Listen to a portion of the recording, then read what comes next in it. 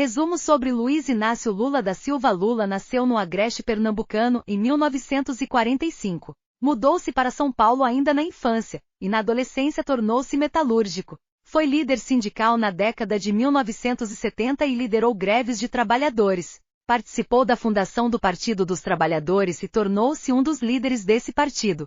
Foi presidente do Brasil entre 2003 e 2011 e retornou à presidência ao ser empossado em 2023 para um terceiro mandato.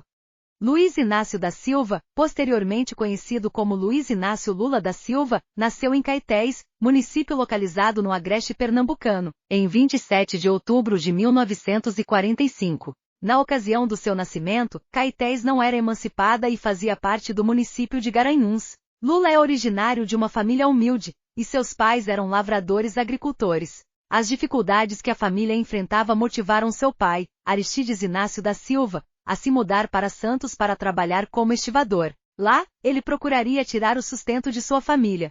Sua mãe, Eurídice Ferreira de Melo, permaneceu em Pernambuco, mas quando Lula tinha 7 anos, ela decidiu se mudar para o Guarujá, em São Paulo.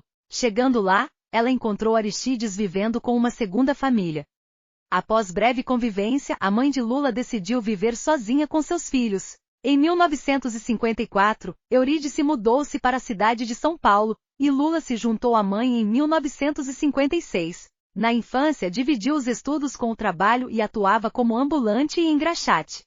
Na adolescência, Lula também dividia seu tempo entre estudos e trabalho, e com 12 anos, conseguiu uma função em uma tinturaria. Com 14 anos, ele teve sua carteira assinada pela primeira vez, e em 1961, ingressou em um curso do Senai de tornearia mecânica, que encerrou em 1963. No ano seguinte, ele conseguiu um emprego em uma metalúrgica.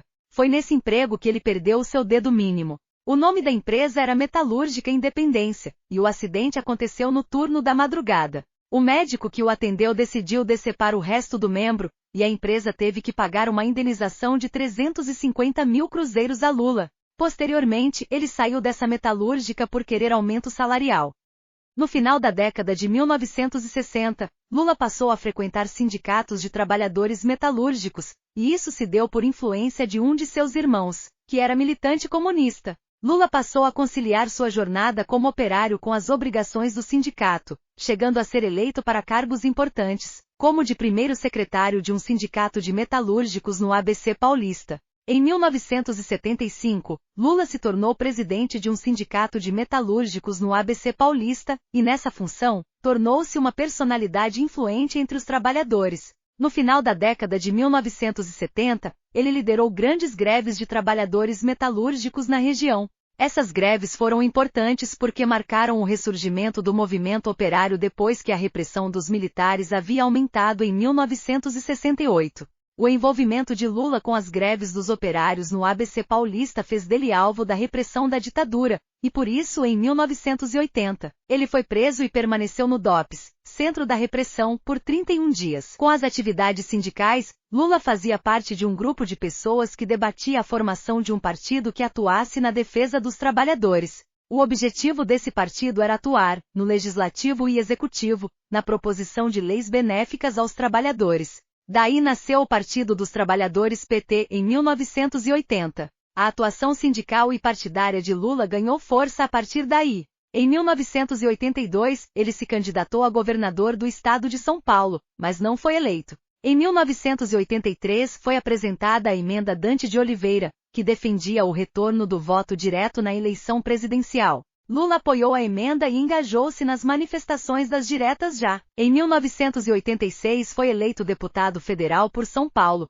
sendo o candidato mais votado do Brasil. Como deputado, fez parte da Assembleia Constituinte de 1987, que atuou na elaboração da Constituição de 1988, um dos documentos mais importantes da história recente do Brasil. Enquanto constituinte, Lula defendeu pautas como o direito à greve e a reforma agrária. Em 1989, Lula procurou dar um salto em sua carreira política e candidatou-se à eleição para a presidência do Brasil pela primeira vez. Essa foi a primeira eleição presidencial de nosso país pelo voto direto desde 1960, e ficou marcada pela grande quantidade de candidatos na disputa. Nela, Lula foi derrotado no segundo turno por Fernando Collor de Mello. Lula ainda concorreu à presidência nas eleições de 1994 e 1998, e nas duas ocasiões, foi derrotado no primeiro turno pelo candidato do PSDB Fernando Henrique Cardoso. Em 2002, novamente Lula se candidatou à presidência, e nesse momento, o seu grande adversário político, o PSDB, estava enfraquecido devido à crise que atingiu os últimos anos do governo de Fernando Henrique Cardoso. Na eleição presidencial de 2002, Lula venceu no segundo turno, obtendo 61% dos votos válidos. Seu adversário, José Serra, teve 39% dos votos válidos.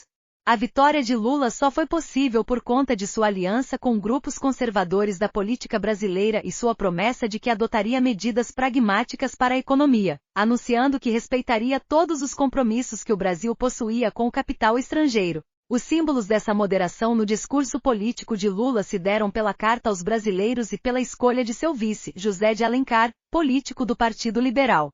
O governo Lula se iniciou em 1º de janeiro de 2003, sendo que suas primeiras medidas para a economia foram de fato pragmáticas, como a decisão de reduzir os gastos do governo. Além disso, não houve nenhuma proposta do seu governo que rompesse com os privilégios das elites econômicas do Brasil. O governo Lula ficou marcado por obter resultados significativos para a economia brasileira, dentre os quais destaca-se redução da dívida pública de 76% para 61% do PIB, redução da inflação de 12,5% em 2002 para 3,1% em 2006, crescimento do PIB de 5,7% em 2004, 4% em 2006 e 6% em 2007. Aumento das reservas em dólar do Brasil para cerca de 300 bilhões de dólares. Aumento do salário mínimo de R$ 200 para R$ 540 ao longo dos 8 anos de governo. Baixa da taxa de desemprego de 13% para 6%. Redução na desigualdade social, segundo o coeficiente Gini, de 0,589. Em 2002 para 0,527. Em 2011, 22 milhões de pessoas deixaram a pobreza extrema no Brasil. 25 milhões de pessoas passaram a integrar a classe média. Os bons resultados do governo Lula na economia gabaritaram o presidente para um segundo mandato. Em 2006, ele foi reeleito presidente do Brasil, derrotando Geraldo Alckmin, do PSDB. Lula obteve 61% dos votos válidos e Alckmin obteve 39% dos votos válidos. Entretanto, apesar dos bons resultados na economia, o fim do primeiro mandato de Lula ficou marcado também por um escândalo de corrupção que recebeu o nome de Mensalão. Nesse escândalo foi descoberto que membros do PT estavam comprando parlamentares por meio de Caixa 2, com o objetivo de garantir o apoio desses parlamentares aos projetos do PT no Legislativo. O escândalo do Mensalão estourou um ano antes das eleições presidenciais e fez com que alguns membros do governo fossem desligados de seus cargos. Apesar do abalo no governo, Lula não foi diretamente atingido porque as denúncias não o acusaram de estar envolvido com a compra dos parlamentares. Depois de sair da presidência, Lula teve alguns problemas com a justiça por conta de denúncias de corrupção feitas contra ele. As denúncias apareceram por meio de investigações da Polícia Federal na Operação Lava Jato e na Operação Zelotes. Lula foi acusado de lavagem de dinheiro, ocultação de patrimônio, corrupção passiva, entre outros crimes. Lula chegou a ser levado a julgamento perante o juiz Sérgio Moro, que o condenou a 9 anos e 6 meses pelo caso de corrupção que envolvia um triplex em Guarujá. Posteriormente, a pena foi aumentada para 12 anos e 1 mês. Em 7 de abril de 2018, Lula foi preso e permaneceu em regime fechado por 580 dias. Em 8 de novembro de 2018, foi emitida a ordem judicial determinando a sua soltura porque o seu caso não havia sido transitado em julgado, isto é, as instâncias não estavam esgotadas. Como Lula havia sido condenado em segunda instância, foi emitida a decisão para que ele fosse solto e só fosse preso quando seu julgamento estivesse finalizado. Em abril de 2021, o Supremo Tribunal Federal decidiu anular a sua condenação realizada pelo juiz Sérgio Moro, que analisou as denúncias da Operação Lava Jato. Sérgio Moro foi considerado incompetente para julgar o caso. O STF também determinou que Moro havia sido parcial no julgamento em questão. As investigações contra Lula foram cruciais para selar o destino da eleição presidencial de 2018. Lula era um dos pré-candidatos, e as pesquisas de opinião apontaram que ele era um dos potenciais vencedores da disputa. A princípio, a condenação e a prisão de Lula o retiraram da disputa e permitiram que o candidato Jair Bolsonaro fosse eleito presidente, derrotando o petista Fernando Haddad. Posteriormente, o juiz responsável pela condenação de Lula tomou parte do governo de Jair Bolsonaro como ministro da Justiça. Como mencionado, Sérgio Moro foi considerado parcial no julgamento e denúncias realizadas com base num vazamento de mensagens mostraram que Moro favoreceu a promotoria com informações para construir um caso e garantir a condenação do ex-presidente.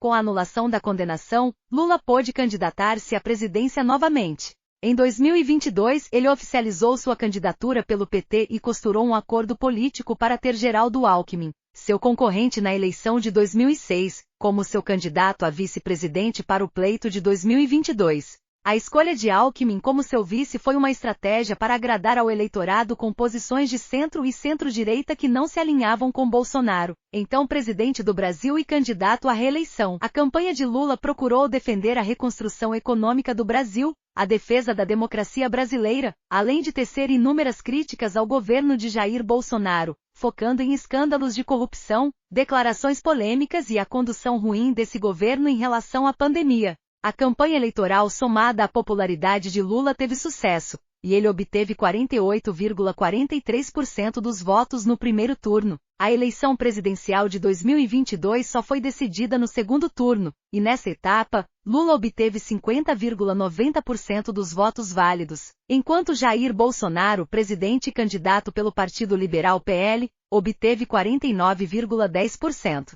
A diferença entre os dois candidatos foi de pouco mais de 2 milhões de votos, uma diferença minúscula levando em consideração que o Brasil possuía na ocasião mais de 156 milhões de eleitores. Trata-se da eleição presidencial mais disputada da história da nova república até então. A posse de Lula foi realizada em 1º de janeiro de 2023, sendo cercada de muitos temores sobre a segurança do presidente por conta de um cenário de grande radicalização política dos apoiadores de Jair Bolsonaro. O ex-presidente viajou para o exterior dias antes da posse de Lula, sendo o primeiro presidente da nova república a não seguir o protocolo de transmissão da faixa, uma tradição republicana. Os primeiros dias do governo de Lula ficaram marcados por uma tentativa de golpe de Estado conduzida pelos apoiadores do ex-presidente Jair Bolsonaro. Em 8 de janeiro, o Congresso Nacional, o STF e o Palácio do Planalto foram invadidos por milhares de bolsonaristas e destruídos pelos radicais que desejavam o retorno de Bolsonaro à presidência. Poucos dias depois foi descoberto pela Polícia Federal uma minuta na casa de Anderson Torres, ex-ministro da Justiça de Jair Bolsonaro, que determinava a instauração de estado de defesa para alterar o resultado da eleição presidencial de 2022. O documento foi visto como uma possível evidência de que o governo anterior cogitou realizar um golpe de Estado para evitar que Lula assumisse o poder. Ajude com o crescimento do canal e com o desenvolvimento dos nossos conteúdos, dando likes em nossos vídeos e se inscrevendo em nosso canal. Obrigado.